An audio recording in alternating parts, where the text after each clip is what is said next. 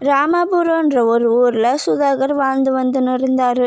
அந்த வீட்டு ஓனர் சுதாகரை காலி பண்ண சொல்லிட்டாரு. அந்த ஊரில் எவ்வளோ தேடியும் இவர் எக்ஸ்பெக்ட் பண்ணுற பட்ஜெட்டில் வீடு கிடைக்கல.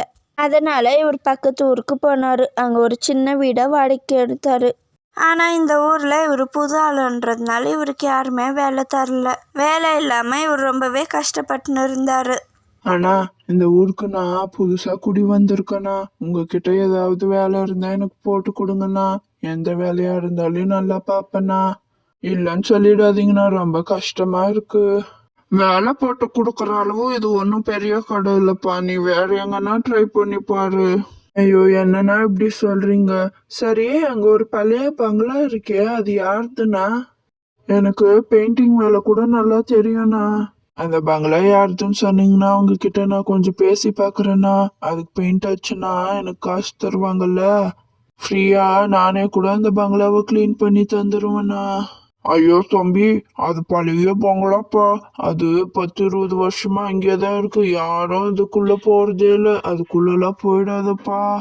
அது யார்த்தன்னு கூட தெரியல. நாங்கெல்லாம் அங்க போறதே இல்லப்பா. நான் சொல்லிட்டேன், அப்புறம் உன் இஷ்டம், நீ போறது போகாததும்.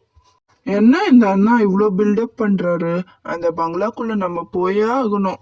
அந்த பங்களால யாரும் இல்லைன்னா பெயிண்ட் அடிச்சு கிளீன் பண்ணி நம்மளே அங்க இருந்துக்கலாம். இந்த சின்ன வீட்டுக்கே 3000 ரூபாய் வாடகை. அந்த வாடகை மிச்சம் ஆகும்ல. அப்புறம் ஏன் இங்க இருக்குன்னு யாரன்னா கேட்டா இது உள்ள பேய் இருக்கு, அது இருக்கு, வேணும்னா நீங்களே இருங்கன்னு சொல்லி பயமுறுத்திடலாம் அவங்கள. அடுத்த நாளும் சுதாகர் அந்த பங்களாவுக்கு போனாங்க. இந்த பங்களா இவ்வளோ பெருசா இருக்கு. வெளியே இருந்து பார்த்தா குட்டியா இருக்கு. இப்ப இவ்வளோ பெருசா இருக்கே. எவ்வளோ வட்டு இருக்கு பாரு. யாருமே கிளீன் பண்ண காணோம். இதை கிளீன் பண்ணி நாமளே இதுல இருந்துட வேண்டியதுதான். யாருக்கு ஆக போறா? பரவாயில்ல, வீடெல்லாம் நல்லா தான் இருக்கு. அப்போ திடீர்னு அங்க ஒரு பொண்ணு வந்து நின்னா. ஐயோ, யாருமா நீ? எப்படி இங்க திடீர்னு வந்த? இவ்வளோ நேரம் எங்க இருந்த நீ? இந்த பங்களால யாரும் இல்லைன்னு சொன்னாங்க. நீ எங்க இருந்த? ஆமா, நீங்க எப்படி இங்க வந்தீங்க? நான் இங்க வந்து 1 வாரம் ஆகுது. இது வரைக்கும் யாரும் இங்க வரவே இல்லை. நீங்க தான் முறையா என் வீட்டுக்கு வந்திருக்கீங்க. ஓ, அப்போ இது உன் வீடாமா? சரிம்மா, நான் தெரியாம வந்துட்டேன். நான் போறேன். இல்ல, நீங்க போக கூடாது. நீங்க இங்கேயே இருங்க என் கூடவே. எனக்கு இங்க தனியா இருக்கிறதுக்கு ரொம்ப பயமா இருக்கு. நீங்களும் இங்கேயே இருங்க. எங்கேயா இருக்கவா? உனக்கு எந்த தொந்தரவும் இல்லையா நான் இங்க இருந்தா? ஆனா நான் அங்க ஒரு வீடு வேற வாடகைக்கு எடுத்துட்டு இருக்கேனே. ஆனா இங்க நிறைய ரூமுங்கெல்லாம் இருக்கு. பேசாம நான் எல்லாம் காலி பண்ணி இங்கே வந்துருவா? போங்க, எல்லாத்தையும் எடுத்துன்னு இங்கேயே வந்துருங்க. இங்கேயே இருக்கலாம் நம்ம. எனக்குன்னு யாருமே இல்ல தெரியுமா? எவ்வளவு நாள் தான் நானும் தனியாவே வாழ்க்கைய வாழ்றது. உங்களை பார்த்ததும் எனக்கு ரொம்ப பிடிச்சிருக்கு. போய் எல்லாத்தையும் எடுத்துன்னு வந்துருங்க. எனக்கு கூட யாருமே இல்லம்மா. நானும் தனியா தான் இருக்கேன். சரி, நானும் இங்கேயே வந்துடுறேன். அதுக்கு முன்னாடி இந்த ஒட்டரெல்லாம் கிளீன் பண்ணிடுறேன்.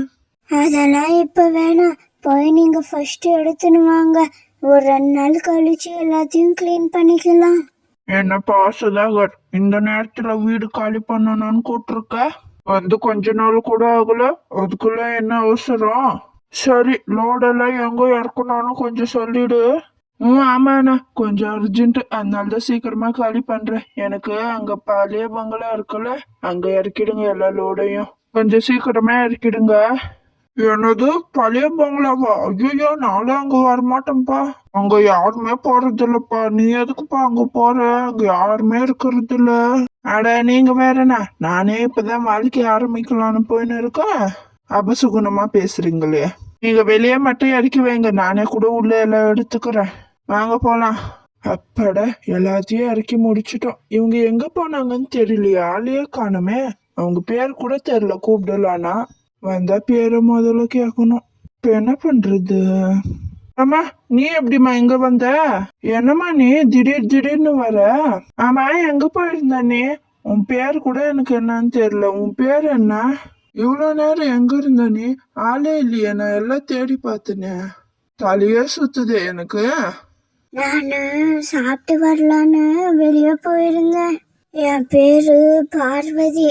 போதுமா? இன்னும் எதனா என்னை பத்தி தெரிஞ்சுக்கணுமா உங்களுக்கு? சரி, எனக்காக நான் ஒன்று கேட்டா பண்ணுவீங்களா நீங்க? கண்டிப்பா பண்றேம்மா, நீ என்னன்னு சொல்லு. நம்ம 2 பேரும் நாளைக்கு கல்யாணம் பண்ணிக்கலாமாங்க? எனக்கு என்னன்னே தெரியல. உங்களை பார்த்தப்ப இருந்து உங்களை எனக்கு ரொம்ப பிடிச்சிருக்கு. உங்களுக்கும் என்ன ரொம்ப பிடிக்கும்னு எனக்கு தெரியும். அதனால தாங்க கேக்குறேன். அதெல்லாம் பண்ணிக்கலாம், ஃபர்ஸ்ட் நீ இறங்குமா. எனக்கு ஒரு மாதிரி இருக்கு. இன்னும் உன்னை பத்தி எனக்கும் என்னை பத்தி உனக்கும் முழுசா தெரியாதே. இப்பதானே நம்ம பேசி பழக ஆரம்பிச்சிருக்கோம், இன்னும் கொஞ்ச நாள் போகட்டுமே. எனக்கும் உன்னை பிடிச்சிருக்கு, எனக்கும் ஓகே தான். ஆனா இப்ப கல்யாணம் வேணாம்னு நினைக்கிறேன். அப்படியெல்லாம் சொல்லாதீங்க. உங்களுக்கும் யாரும் இல்லை, எனக்கும் யாரும் இல்லை. அப்புறம் என்ன, நம்ம 2 பேரும் ஒன்னா வாழலாங்க. எனக்கு தனியா இருந்து இருந்து வெறுப்பாயிடுச்சு. கல்யாணம்னு ஒன்று இருந்தா அது நாளைக்கு பண்ணலாம், இல்லைன்னா நம்ம பண்ணிக்கவே வேணாம். நான் இப்போ சொல்றேன் கேட்டுக்கோங்க. எந்த சூழ்நிலையிலையும் உங்களை விட்டு நான் போகவே மாட்டேன். உங்க கூடயே இருப்பேன். அப்படியா? சரி, என்னதான் நடக்குதோ நடக்கட்டும். நம்ம 2 பேரும் ஒன்னா வாழ்ந்துதான் பார்ப்போம். நாளைக்கே நம்ம கல்யாணம் பண்ணிக்கலாம். நல்ல நேரம்லாம் பார்க்கணுமே. நான் கேலண்டர் வாங்கி வந்து அதுல பாக்குறேன் இரு. இல்ல, நான் நல்ல நேரம் கூட பார்த்து வச்சுட்டேங்க. 4 to 5 தான் ரொம்ப நல்ல நேரமாங்க. நம்ம அப்பயே கல்யாணம் பண்ணிக்கலாம், சரியா? அவங்க 2 பேரும் அடுத்த நாள் காலையில் 4 மணிக்கு கல்யாணம் பண்ணிக்கலான்னு முடிவு பண்ணாங்க. அவங்களும் அன்றைக்கி நைட்டெல்லாம் தூங்காமல் ஒருத்தர் பற்றி ஒருத்தர் நல்லா புரிஞ்சுக்க ஆரம்பித்தாங்க. அடுத்த நாள் காலையில் கல்யாணமும் பண்ணிக்கினாங்க. எனக்கு ரொம்பவே சந்தோஷமா இருக்குங்க. இதுக்கப்புறம் நம்ம ரொம்ப சந்தோஷமா வாழலாம். உங்ககிட்ட எப்படி தங்கத்தாலி இருந்துச்சு?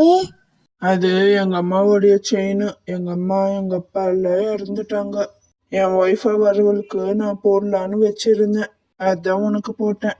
சரி, டைம் ஆச்சு, நம்ம வா தூங்குறதுக்கு போலாம்.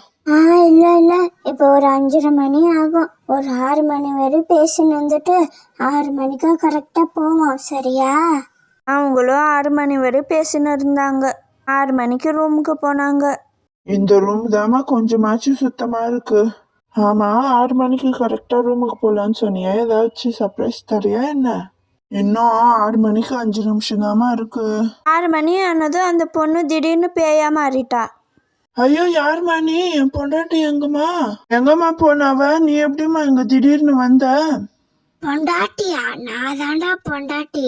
தாலி கட்டிருக்கிய, கண்ணு தெரியல, அதுக்குள்ள மறந்துட்டியா? இந்த பேய்கிட்ட இருந்து சுதாகர் எப்படி தப்பிச்சாரு, எப்படி அந்த வாடகை வீட்டுக்கே போனாருன்றதெல்லாம் பார்ட் 2ல பார்க்கலாம் ஃப்ரெண்ட்ஸ். பார்ட் 1 நல்லா இருந்துச்சான்னு கமெண்ட்டில் சொல்லுங்கள் ஃப்ரெண்ட்ஸ். அடுத்த வீடியோவில் பார்ப்போம். பாய்.